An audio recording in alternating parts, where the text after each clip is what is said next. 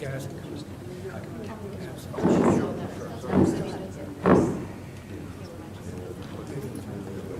Good evening, ladies and gentlemen.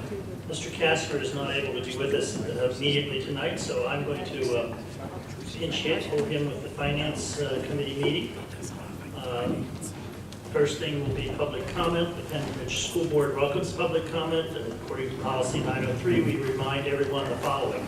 Public comment shall be limited to 3 minutes unless otherwise specified by the board. Participants must be recognized by the presiding officer. Note their name and municipality. All statements shall be directed to the presiding officer rather than to individual board members, district employees, or members of the public. A speaker may speak once during each comment period. Please note that these sessions are designed or designated for comments. Questions raised and not addressed may be followed up at a later time. Do we have anyone who would like to make public comment? Mr. Linden.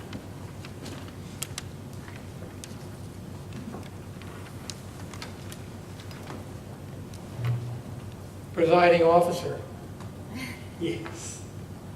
Not a lot of information in the agendas. They've gotten very skimpy over the years, and so it raises a lot of questions because probably would be answered if I had more information on the agenda. But addressing the first item, first-class entertainment, is that actually First-Class Enterprises out of Norristown? Because I noticed that First-Class Entertainment is a fictitious name for that organization. That there's a number of first-class entertainment fictitious names at different addresses. So I don't know which one you're doing business with. The letterhead says First-Class Entertainment. But that's correct or not? Well, I looked at the Department of State, and that's what I saw. So I'm trying to understand if it's the same organization. They're located in Coopersburg, if that's help. Well, there's a number of that's fictitious names that are located in different locations. The other item was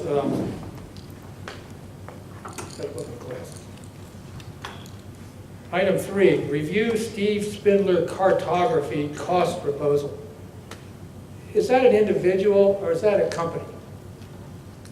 Is that a single person who's going to work for you on an hourly rate, or is there going to be a contract involved? Because I can't find that they're a company. It's not an organization. As far as best I can find, it's a person.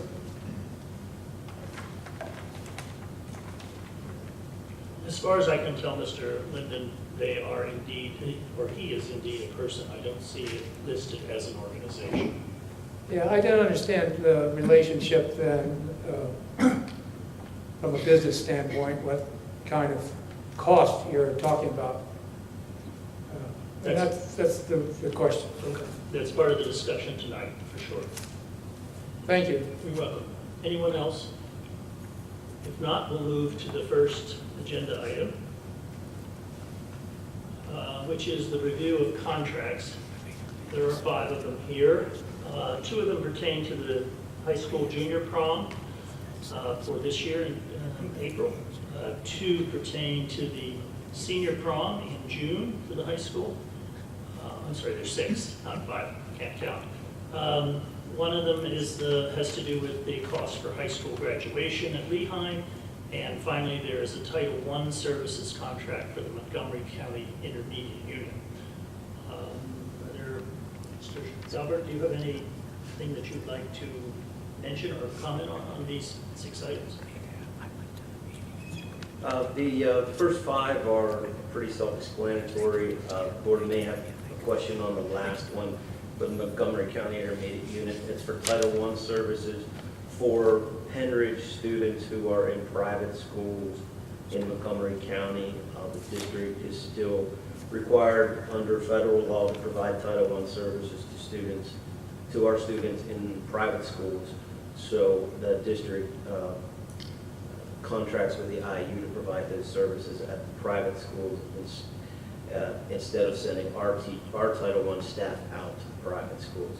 We have a similar contract with Bucks Intermediate Unit to service the students here at Bucks County. And is this for the 15-16 school year or the 16-17 school year? This is for the current year, 15-16. Okay. And so Is this something that is already obviously in progress, I presume, right? Yes, actually, the IU, I think the IU is just catching up on the paperwork, getting its contract in order, and they were a little late getting this to us. But the services are being provided to the kids. And we pay them twice a year, or 3 times a year, something? This particular one, I'm not sure what the payment terms are in this one. Such a small amount, it may just be once a year. But I can get that. Okay, if you would. Board members, questions, comments? No, you answered them, thank you. Microphone, please. I said the questions were already answered, thank you. Anyone else? If not, then these will go on the agenda on March 21st. Second item is the review of the Upper Bucks County Technical School budget for 2016-2017. Mr. Dauber, do you have any comments? I do have some comments on this, but perhaps you want to start? Yeah, the document is attached to your, of course, to your computer, but the general fund budget for the Upper Bucks Technical School for next year is $9,877,921.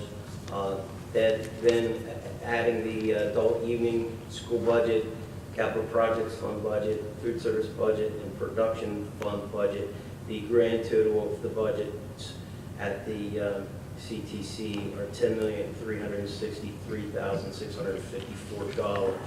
And on page 6 of the document, you will see that the amount due for the Pennridge School District actually drops from 2.7 million, 2,704,000 to 2,478,000, which is a $225,000 difference for next year. So we will, of course, add that savings into our general fund budget. We have right now budgeted at the higher amount, so we will work into those savings, and that will be helpful for Pennridge in reaching its budget goals. Just let me comment, because I did go over this with Mrs. Capuano, the budget manager at UBCTS. The way it is calculated is there really are 2 sets of conditions. The first condition has to do with the Articles of Agreement. Those are the operating terms that we work with, the 3 sending districts, Quakertown, Palisades, and Pennridge. And the Articles of Agreement state that for the general fund, the division in terms of the amount of money that each of the districts contribute depends on the 5-year running average of ADMs, average daily line membership. And what has caused the drop in money this year for the Pennridge contribution is that Pennridge's numbers are fairly stable, as are Palisades, but the Quakertown numbers have gone up in the last 2 years, and the consequence is that everything gets redistributed. The other boundary condition that's involved here is, this is not part of the Articles of Agreement, but is a gentleman's agreement that has been lived up to ever since the enactment of Act 1, and that is that none of the sending districts suffer an increase of more than the Act 1 index. This year, it's this coming year, in 16-17, it'll be 2.4%, and the Quakertown was the unfortunate loser in this lottery, which is really what it amounts to. It obviously does depend on student enrollment. The enrollment at the tech school has been increasing slightly, but it isn't a factor of just increasing enrollment. It really is the percentages of the 3 sending schools. So this, I believe, I would certainly recommend that our board members approve this. I think this is a good deal for Pennridge. It may not be quite such a good deal for the vocational technical school, and the reason I say that is because this limits the total amount of money that can be raised from the 3 sending schools, and any other money has to be raised from somewhere. So right now there's a big chunk of fund balance in there to manage to balance this budget, There have been some cuts in the program costs. I'm not sure that's a good thing. As chairman of the JOC, I will go out on a limb, try not to get killed in the process, but I do think the board, both by stipulation in the Articles of Agreement and for other reasons, should review the Articles of Agreement, try to come to a, not necessarily more equitable, but a more reasonable way of divvying up the costs in this particular environment. So that's something I will try to work on. And Dr. Radigan's going to become the superintendent of record as of July 1. Hopefully she will facilitate that. I know I haven't asked you, but I have now. But so I would recommend board members approve this when it comes up for a vote. The JOC has approved it. I don't know if any of the other two sending schools have yet. Typically, it's approved. It's a very interesting and rather arcane procedure in that the votes, any yes vote obviously counts as a yes vote. And what you need are, of the 27 school directors who get to vote on this budget, you need 14 affirmative votes. Now, over and above that, you also need a majority of at least 2 of the 3 sending school districts. What that means is anybody who isn't there or doesn't vote counts essentially as a no vote. So it's important that we vote for this and as many people as possible support it. That's not unreasonable. So there just are a lot of interesting rules in the way the VOTEC does its budgeting and other things. So that's the sort of summary. If anyone has questions, they can certainly ask me tonight or anytime before we actually take the vote. But this will be going on, unless people object highly, this will be going on the calendar as a motion on the 21st as well. Any questions on that? Yeah, I have a Christine? question, or a few questions. So on page 6, it shows, that Mr. Dahlberg referenced, that it shows that the Pennridge contribution is going down, and then you explained it that it's partly because Quakertown's percentage has increased, but Quakertown's payment is also going down. No, Quakertown's payment's going up, Palisades is going down. But Quakertown's increase is $67,000 and change. That's, and the Palisades decrease is almost $43,000.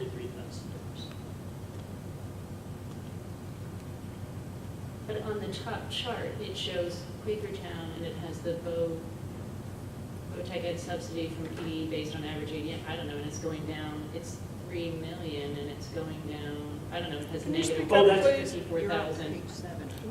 No. That's page 6. That's Yeah, what this you is page referenced. 6, and that VOC ed subsidy is something that is received from the state and offsets the payments by the individual sending school districts.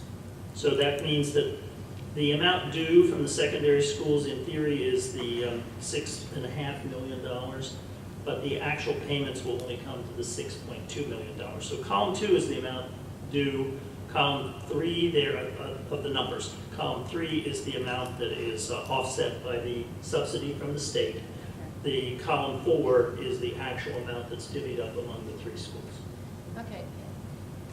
And then I was wondering, the actual budget is, so there's 6.5 million coming from the school districts, or 6.2 after you get the Mhm. subsidy. Yes, plus the subsidy. But the total budget is Yes. 9.8 million, and then it has, where it has an, I think it's on page 2. Yep. Let me find it again. Page 2 are the expenditures. You can make it up yourself, put it in your papers.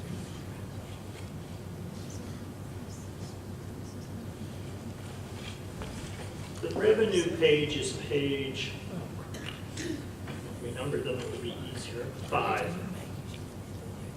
That will show you the various line items for revenue. And most of them are minor, but there is certainly figured in there the debt service that we're paying on the bond issue. Right, okay, so right, it is page 5. So what is the other non-sending school revenue? Because that's 2.3 million. What is that? Because that takes up a big chunk, about almost a third.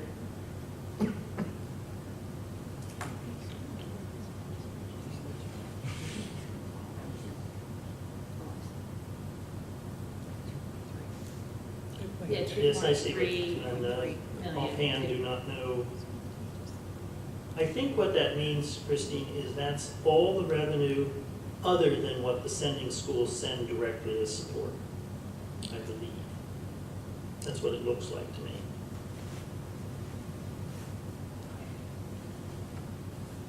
Okay, I don't know if it's, okay. And there is some, it's confusing because Palisades has paid off their entire debt out of fund balance. So they don't owe anything on the bond issue. Well, they weren't part of the bond issue, and they paid their share directly out of their fund balance. So the debt service, that always is a question, the debt service remains is shared between Pennridge and Quakertown. And the formula for that is different. When you do capital projects, the formula has to do with the market value in each of the 3 sending districts. And Pennridge is far and away the largest market value. It's about 46.5% of the total market value is Pennridge. So anytime we're doing that kind of capital project, it will cost this district more on a proportional basis.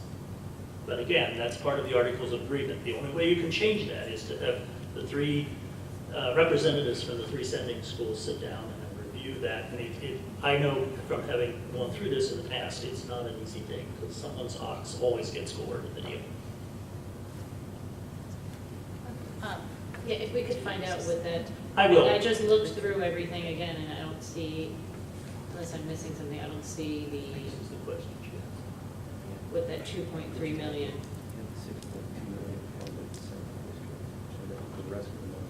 Yes, except for the debt service rate, which is another. I think, Christine, I believe I'm correct. I haven't obviously added it up in my head, but I believe it's everything, all the line items, starting with the interest line item down through the fund balance usage, excepting those that are specifically listed as operating support. I'd have to add that all up to make sure that that comes to the $2.3 million, but I believe that's what it is. And also excluding the debt service, I'm sorry. So the two things that are excluded. Okay, so a lot of it comes from the state. Yeah, well, it's just like here, half of the Social Security, half of the retirement.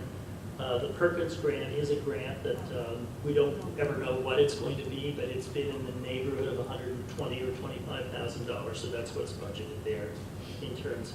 And there's a big chunk of fund balance, which was the comment that I made that concerns me, that each year that grows larger, which means that each year it puts the VOTEC at risk of ending up the year with a negative balance sheet. They have a fund balance, but fund balances only last so long. And they don't have the ability to do anything other than request additional monies from the 3 sending schools. It's not that they could go out and tax someone or unless they can find some other source of revenue. All right, thank you. You're welcome. And the other thing I was wondering is the adult education budget. I thought they closed. They did, and that is under discussion now that the building is renovated. Obviously, the focus would be a bit different. At least I believe that to be the case. It will have to be decided among those of us who sit on the JOC, clearly with the administration there. But I believe that it's intended to be much more of a workforce improvement kind of function than it was in the past. Meaning that somebody could go there and get some sort of certificate for instance, repairing automobiles, as opposed to going there and learning some craft or playing volleyball or whatever. Yes, it's supposed to have a very different emphasis. So that's the proposal, that there is a bit of money, not a lot, obviously, in that budget. Okay, all right, thank you. You're welcome.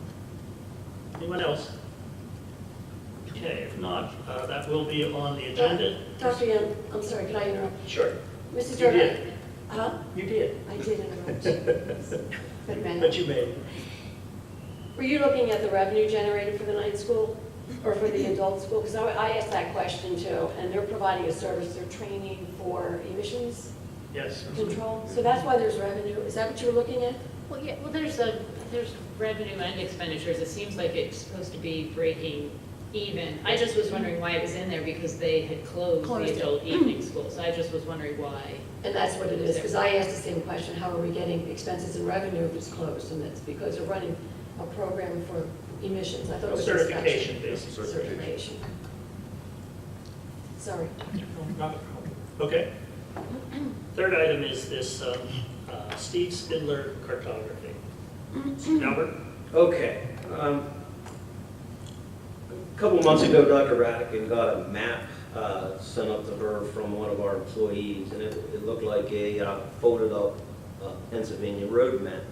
And what it was a folded up road map of Souderton School District. And we took a look at that map, and you know, our folks in our transportation department and our folks in our enrollment department took a look at that map, and they said, you know, this is something that would really benefit us in doing our jobs and meeting with parents, is determining, helping tell people what, if they move to a certain area, what school their children would go to. It would help the transportation department with routing and having drivers have maps that show the district and the roads in the district and where their routes go and things like that. So we took that and we found out who made that map, and it was this Steve Spindler cartography. So we brought Mr. Spindler in and had a meeting with him, and I had myself and I had Brian Geiger there and a person from his office, and we also had our enrollment folks there from downstairs. And you know, we went through a discussion about what our needs are, you know, and who would use a map of this type, and really we got to the point where what we really want is we want an interactive map to put electronically on our website so that parents or people that want to move to Pennridge School District or are looking at Pennridge School District can go on and use that map and determine the boundaries of the different schools by basically down to the street location and so forth. And really, to be honest with you, as I moved here, it would have been a great tool for me to have as I was trying to find a place to live within Pennridge School District, because a lot of times I was calling a realtor and saying, is that school in Pennridge or not? Is that house in Pennridge or not? If it's not, I'm not interested. You got to find me a house in Pennridge School District. So in those respects, it would be very helpful to the public. And then for Brian's group, we thought it would be very helpful for his group because being able to use it to have drivers know where, give them a map of split off of a map to show them where the route is and so forth, and for substitute drivers and things like that. And Brian, I know I'm missing a lot here, but it was a tool that, because they have a big map on the wall over there, and they try to use that. So we're looking for something that's interactive, to be able to use, for parents to be able to use, our enrollment staff to be able to use, for our transportation department to be able to use. So, you know, after the discussion, you know, we came up with what's our primary audiences and our needs, or our parents and prospective parents. Basically, what school would their children attend? For the community, you know, for people in the general community, where is Pennridge School District? How big is it? What areas does it encompass? For our school bus drivers, where do the routes go, basically? And that's within this document that you have. So in the end, where we came down to, basically the bottom line is we could put a map like this together with the help of Steve Spindler Cartography, an electronic map where we could put that on our website and use, like I said, our enrollment folks could use, our parents can use, our transportation department can use. Basically, for a cost of $2,530 would be the initial cost of the map. And then on a yearly basis, there would be a maintenance fee of $350, which would give us updates, changes, things like that. We don't have to do a maintenance fee, but then it would be an hourly fee if we wanted him to make changes. So then we thought, okay, what do we really want? We really, for our purposes, the electronic map, I think, means more to us. But you can also get the printed and have a fold-up map like a road map.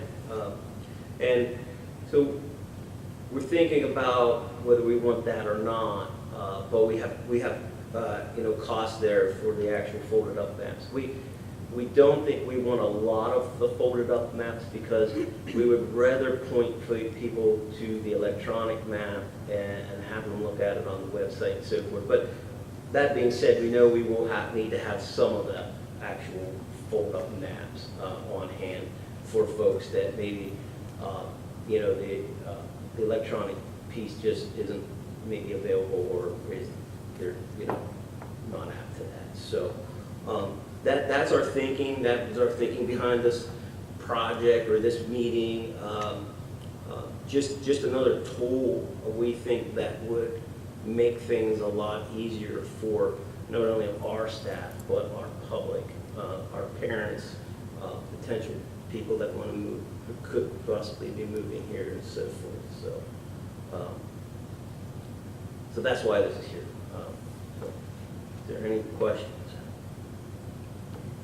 I have a question. With the bus drivers, is the idea that they would actually have a printed copy on the bus in case technology fails? Is that the idea, or would they not need that?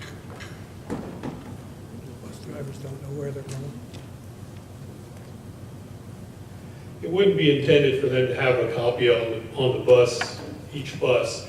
The main concern that we had was, like when we have our finals at the high school different times a year, we take the high school or one of the middle schools and divide it up into quadrants, and we can give them an individual map for their section that they're going to be taking home. Because we don't take all of the students home. Some of them go home during the day. And then we only have a select area, and then each driver would be able to have a hard copy of that area that they're going to be assigned to. And another thing it helped is not only people moving, the electronic map, moving into the district. We have a lot of phone calls at transportation from parents of current students that are looking to move, but they want to stay within a certain sending area. And they'll be able to just go to that electronic map, type in their address, and it'll pinpoint on the map which elementary or which middle school that home is in, so that they can look at that ahead of time and be able to get it a lot easier. And it's a good tool that Soderman developed, and we're just trying to piggyback off of what they did. Could you introduce yourself, please? So the bus drivers wouldn't need the printed up map that shows the whole district, because whenever they No, we have just- a different bus run, they would use a special map printed. They get a regular routing thing, a routing with turn-by-turn directions. But it's nice to have a couple of those around in the driver's room so that when they do get a new run, they can just like look at the map and get a feel for exactly where they're going in perspective of where we're going. Do you know, Yes. Mr. Geyer, how long Souderton has been using it, and are they using it in that similar capacity mostly in regard to parents and community? I'm not exactly sure how long it's been within the last year, I believe, that they've gotten the map. And I'm not exactly sure how they rolled it out. This is a version that we wanted to go more electronic instead of going and printing up 1,000 copies and then finding out we have 5 new developments that aren't on this map and now we got to get new ones printed. This includes them updating our electronic map also as time goes. There's a fee included, which is very minor, and they will update the electronic map as it changes. So that this way we don't have to print up new copies every time we throw 500 away. Thank you. Sure. Another nice reason of the interactive, if you remember, we're going out to have an enrollment study done as far as building utilization and capacity. And should we need to redistrict, we won't have to then have all these hard copies reprinted. We could just use the interactive version. So we think it really makes a lot more sense. Is 1,000 the minimum number to print, or can you just print a few? It doesn't say so, Christine, but my guess is that it's the major part of the cost is for the setup. And, if you print 100 copies, you probably pay almost as much as you print for 1,000 copies. I don't know that, but that's the way these things typically run. Is the contract for the maintenance, is that year by year?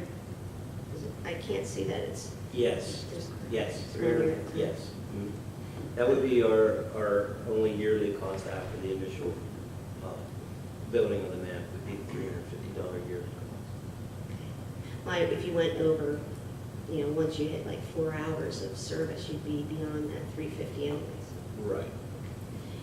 And I noticed the one thing that he said was, they don't promise a deadline, but they're efficient.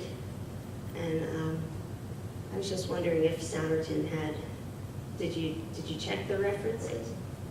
Souderton, and he had a few in there. Yeah, the Souderton folks didn't have any problems. So they were happy.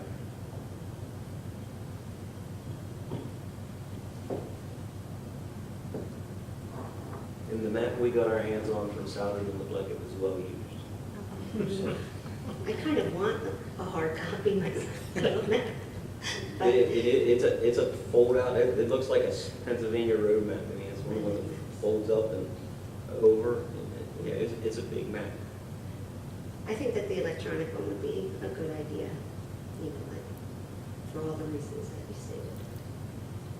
Do you know on the maintenance contract there, since it's yearly, but it gives that opt out of $90 an hour, once you opt out of it, can you, I suppose you did that for a year, didn't feel that it was, you know, worth the $350, went to the hourly rate, and the following, can you opt back to the yearly? I don't know the answer to that Okay, question. We didn't think of that to ask. yeah. Yeah, if you could find the answer to that, because I had that same question. And then also, aside from redistricting, what other needs would we have for going back and redoing the map from year to year? Additions, developments, any development, new road, new houses, things like that.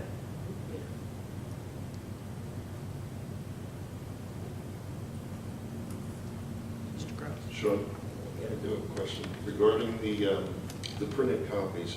I see that the price is based on a quote from Technographics and a specification for Souderton schools. Mhm. So how firm are they in that number? How confident are we in those numbers? I'm confident in the fact that you know, Mr. Spindler works with those folks all the time, and he said that he was confident in the pricing that he gave us is what he partners with them, and that it would be that's what we would have. So I didn't have any reason to believe that he wasn't giving me something that we could rely on. Okay, thank you. You're welcome. So this is the first look we've seen at this. What is your proposal for going forward, assuming the board is willing to do so? Assuming the board likes this idea and is willing to allow us to move forward, I would like to keep it on the agenda for approval to purchase the map for the $2,530 to develop the map. And I think I would do the maintenance fee and put that. I mean, if the board doesn't want to do, we could do the $90 fee, but my recommendation would just do the maintenance fee. I think it's probably something that down the road, if we think we don't need it, we could probably stop with the maintenance fee. There's no requirement that he talked about of once you have the maintenance fee that you would be able to get out of it. As far as printed copies, I really have no strong feelings one way or the other about the printed copies. I know some people really want the printed copies, but you know, I think we're moving more and more towards the digital age, and instead of having, you know, and I could go back and ask them, you know, if we should, what the cost would be if we wanted 100 printed copies. But I'm thinking, like you said, the setup fee is usually the big cost there. So, but my recommendation is we move forward with the digital version and maintenance fee. If the board wishes, to do the smallest number of written copy, or the, paper copies that we can do. The versions that would be on the website, are those going to be in the PDF format that you can download them, so that if someone wanted to print them at home, they can download that PDF format and print it themselves? Brian, It said, do you remember that? portal PDFs. They couldn't print that or not? Yeah, I just don't know if that's the one that would be on. I believe they would be able to print it, but you have to understand, when you take a paper map that's this big in print, it's now gonna be this big in print, and everything's gonna be a lot smaller to see. So it's gonna be tougher to read in a 8.5 by 11, but I don't know if they'll be able to just take, I'm not even sure if they can take, like, just say the Siler area, pull it up and then just print that area, or how it's gonna be. I'm not sure about that, and that's something we'll have to ask him about, to see if what portion, or if the whole thing's printable off of that. Because that's gonna be an interactive map, so I'm not sure if that's gonna be a PDF version that's printable. Because with it being interactive, I'm not sure how that's gonna work. So that's something we can reach out to him and find out. So would this be the current year budget? Well, if we wanted to move on it now, yes, we would do it out of the current year budget. I have some extra dollars in my business office budget that I could use. But if we wanted to wait till the next year, I don't think that's a problem either. However, I think it is something that if we could put in place this year, it would be better because our, in the summertime is when we get a lot of movements. And I think that's when it would help our folks in our enrollment office a great deal. Okay, so the whole thing would come out of the business office Yeah. budget, is what you're saying? So board members, are we willing to put this on the agenda for the 21st as well? Okay, all right. Mr. Daubert, if you would do so with whatever clarifications you can give to the questions that were asked.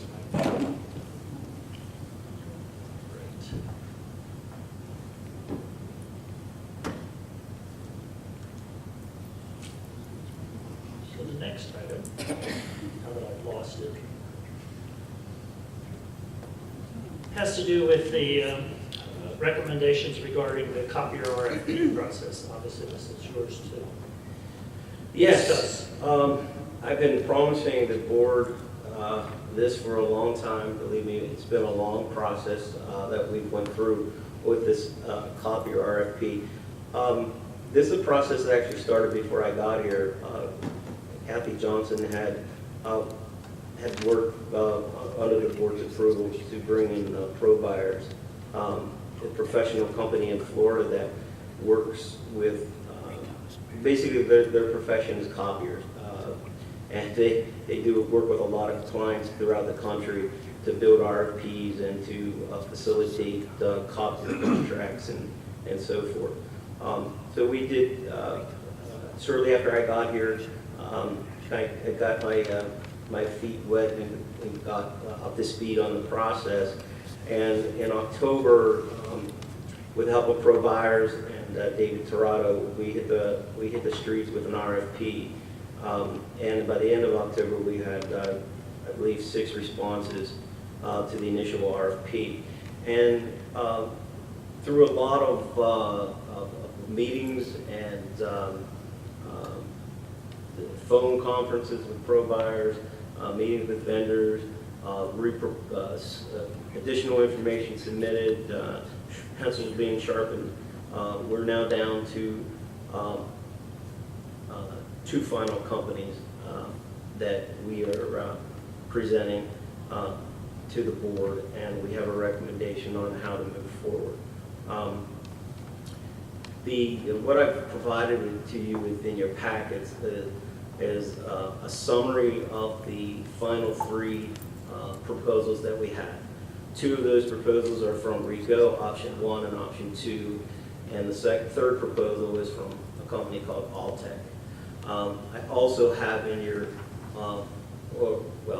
was sent to you the final proposal document from RICO, the final proposal document for Alltech,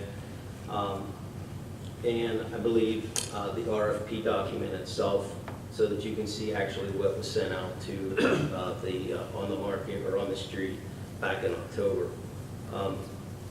So when we received our first proposals, we saw numbers anywhere from $1.8 million, or actually and when I say that $1.8 million, it's over a 5-year period. Actually, the highest was $2 million. The lowest was $1.4 million, and they ranged in between. So what our goal was then was to not just look at those dollar figures. Our goal was to grade those proposals out based on a number of things. And price, of course, cost being one, but other items like, the service that's provided, the equipment that's provided, the quality of the equipment, the quality of the service, just a whole number of things. And we did that through the use, with the help of pro buyers. We had a large spreadsheet that we went through, and we graded the companies, and we used those grades to come down to pare the number of companies down from five companies down to 2 companies that we had further follow-up meetings with, and asked for additional information from those companies. We also then had both of those companies bring us in machines or copy machines, and we tested those machines during the month of December in the high school and in the district office. And what we did was we did one company 1 week and the second company the second week, because we wanted the same users to use both companies' machines, and then they grade those machines to give us the feedback. So we wanted a consistency there. So we did it over a 2-week period, and we did that in December. Then what we did was, after we came back from the holidays, we had another meeting with the final 2 companies, along with pro buyers. And we did at that point in time, we asked the companies for their final best proposal. And we actually then gave the companies a little bit of leeway and latitude to actually give us, if there was anything in our proposals that in our RFP that they thought we could do better, tell us about it. Give us your ideas, your thoughts, so that we could take those into consideration as well. So at that point, we received the final 2 proposals, proposals back from the final 2 companies, and that's what's on your summary sheet, which is your first attachment. And right now, our contract with our current vendor over the 60-month period cost us $1,257,484. And we have RICO as one of our finalists, and Alltech, as I said, is our second finalist. And RICO's option 1 final proposal is $1,272,224, which over a 5-year period is $14,740 different than what we pay right now. They also have an option 2, which is $17,487, lower than what we pay right now. And then Alltech's final version came in at $89,785, more than what we pay right now. So those are the final numbers at this time. Not to say that we won't continue to talk about those, and we actually have talked about those a little bit more with RICO about one of the areas, the printing cost, and we're working on that for a little bit less of a cost for the per page laser copier printing. So Right now, at this point, after everything we went through all the proposals, went through all the meetings, did the demo testing, did the scoring and everything. And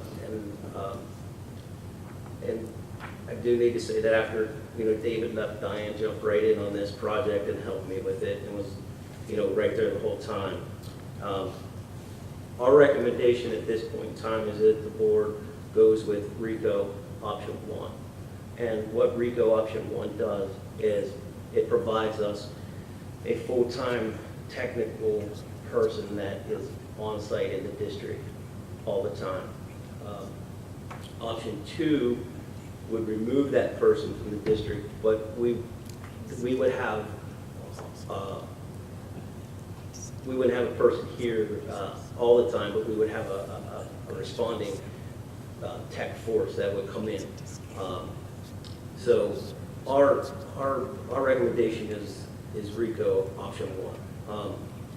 And I will tell you, I have Diane here tonight to answer questions. I also asked Joe Archuk, who is the RICO sales, I think head of sales for our area, for the whole southeast area here. And I asked him to come tonight because if there was any type of technical question that board members might have, I would like him to be here to answer those for you. I did not ask him to do any type of sales pitch to you or any type of presentation for you. Just be here in case you had any type of questions that we could try to work through for you.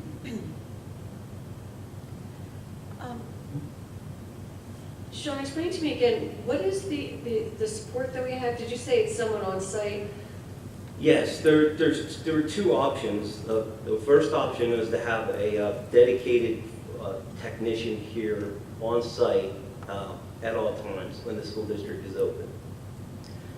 And then that person would be backed up by the other RICO technicians. So if that person might be at the high school and has a machine down and maybe another machine he needs to work on, and then we get a call at one of the middle schools that a machine's down, there's built-in service times in the contract that they need to respond by. So they would send, if that person at the high school isn't going to meet that deadline, they would send another technician in to help that person.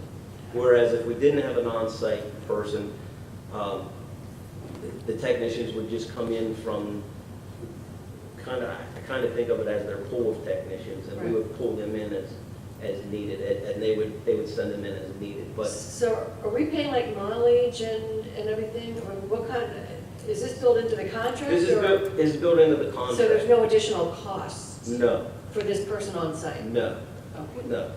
So what you're saying, correct me if I'm wrong, so what you're suggesting is we spend an additional $32,000 per year so that we have someone here all the time rather than to call them and tell them to come here when we have a problem? It's not for a year. That's But this is the total for how long? 5 years. For 5 years, so $32,000 for 5 years? Right. So that they're here already, They're here. as opposed to calling them? They're here, and their duties would be to maintain our fleet. That person would do a lot of preventative maintenance on our machines. He or she would, basically, he or she, their sole responsibility is our machines. So our machines would have preventative maintenance done. If he or she's not fixing something, he or she is then doing preventative maintenance or training. Or, at the beginning, the machines won't be down as much as they will at the end. It's just a matter of copy machines. They will wear out. So at the beginning, this person may do more training, preventative maintenance, things like that throughout the building. Whereas later on, he would be doing more fixing of machines than preventative maintenance.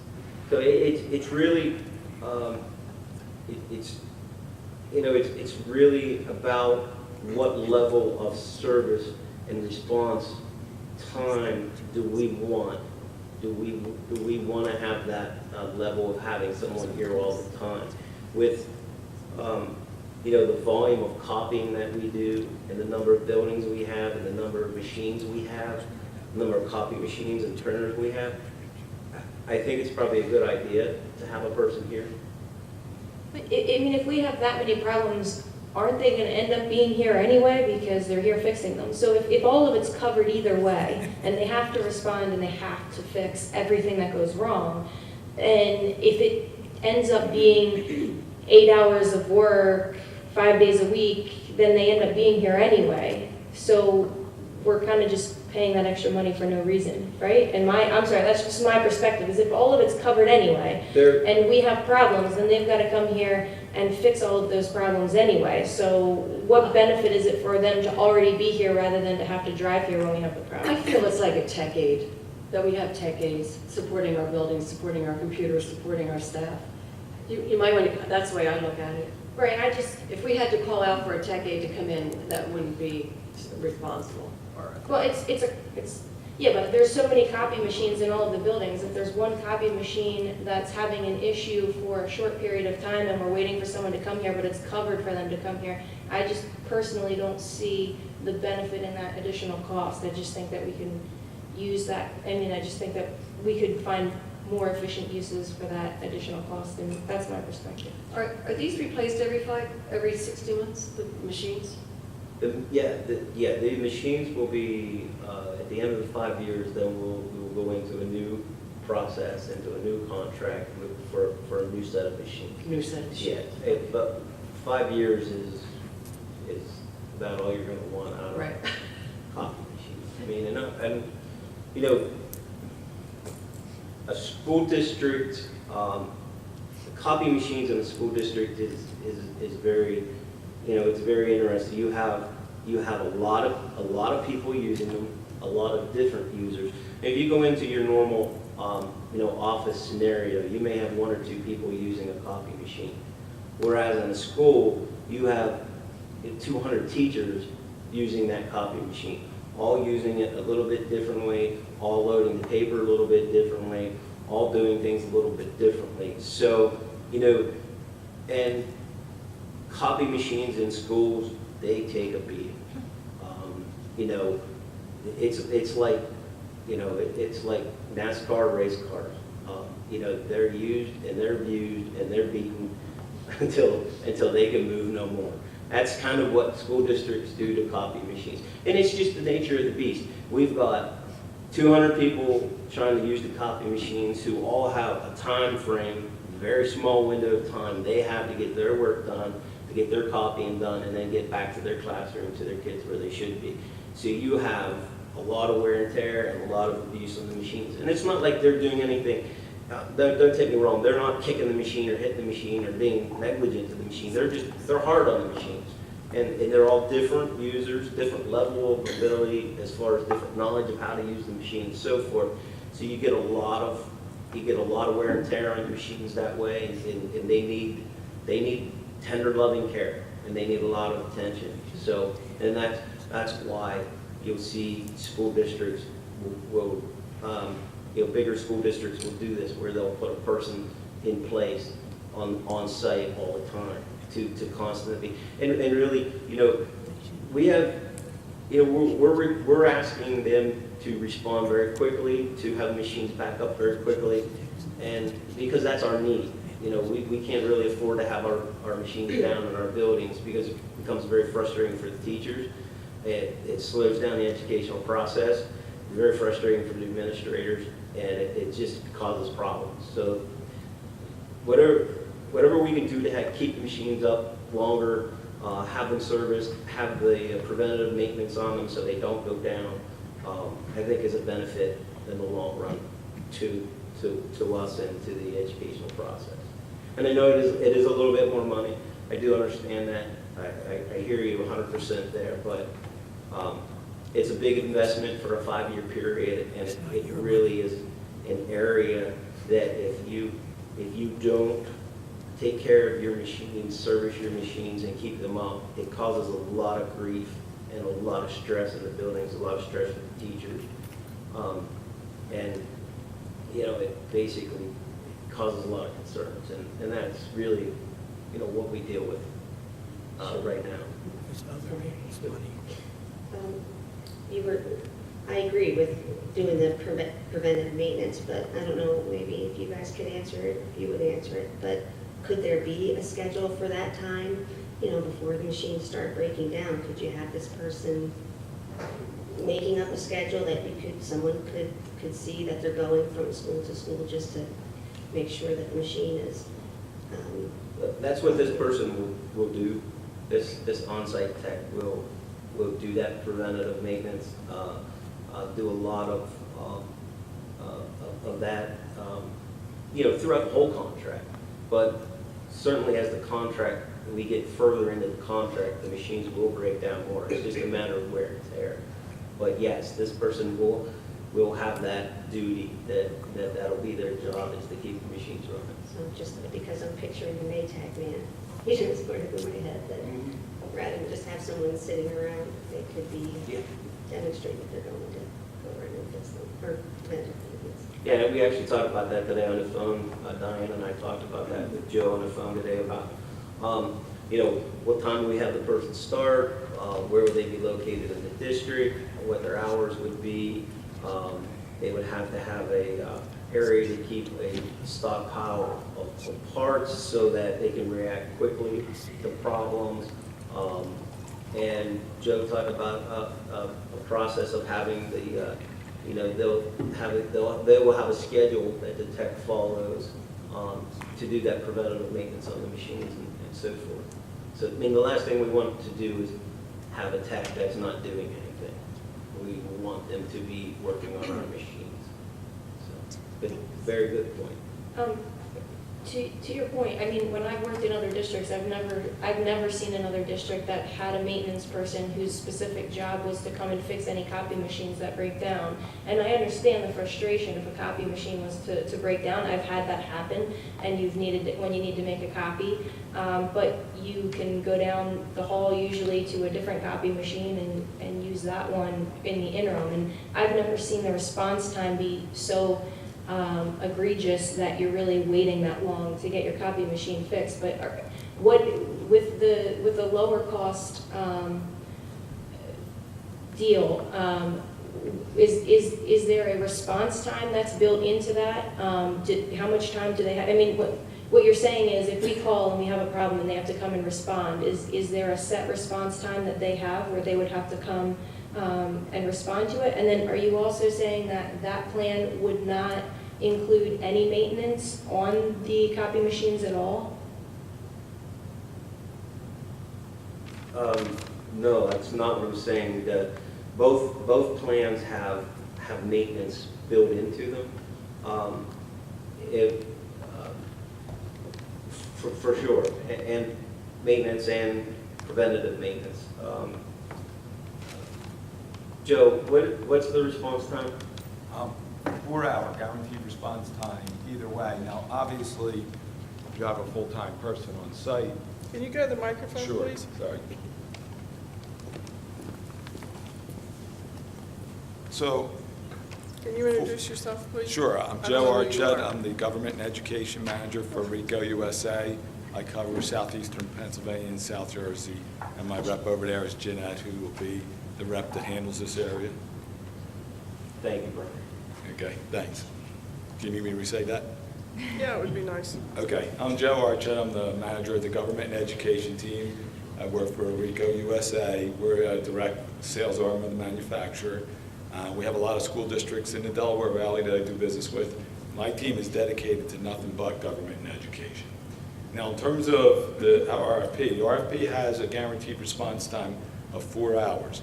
Now, needless to say, if you have a full-time tech, you're actually going to be beating those, 4-hour response times. So, the other thing, so actually, from our standpoint, either option is pretty good. Right. But if you look at the amount of money, what did you say the difference was? 32,000 over five years? 32,000 over 5 years.